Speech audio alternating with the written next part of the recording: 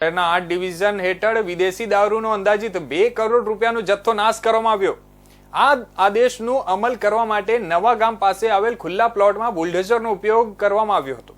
અહીં 2 લાખ કરતાં પણ વધુ વિદેશી દારૂની બોટલોનું નાશ કરવામાં આવ્યું હતું। 31 પહેલા ભાવનગરના જુદા જુદા પોલીસ સ્ટેશનમાં પકડાયેલો લાખો રૂપિયાનો દારૂનો નાશ કરાયો હતો। ભાવનગર શહેરના 8 ડિવિઝન હેઠળનો 2 કરોડ રૂપિયાનો વિદેશી દારૂનો નાશ કરવામાં આવ્યો હતો। વર્તેજ નજીક નવાગામ પાસે આવેલા ખુલ્લા પ્લોટમાં વિદેશી દારૂ બુલડોઝર પર ફેરવવામાં આવ્યું। વિદેશી દારૂની 2 લાખ કરતાં પણ વધુ બોટલનો નાશ કરવામાં આવ્યો હતો। આમ આ કાર્યવાહીમાં એસડીએમ, ડીવાયએસપી તેમજ સ્થાનિક પોલીસ મથકના પીઆઈ પણ જોડાયા હતા।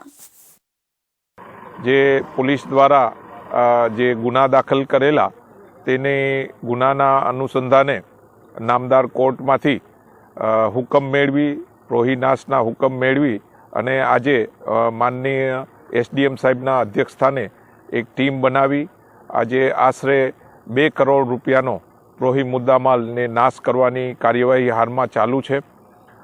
જેમાં 1 કરોડ અને 90 લાખ જેટલો જે છે પ્રોહીનો જે દારૂનો જથ્થો અને 10 લાખ કિંમતનો બિયરનો જથ્થાનો નાશની હાલમાં કાર્યવાહી વર્તેજ પોલીસ સ્ટેશનના નવાગામ વિસ્તારમાં હાલમાં ચાલુ રહી છે અને ચુસ્ત પોલીસ બંદોબસ્ત હેઠળ આ કાર્યવાહી હાલમાં ચાલુ છે।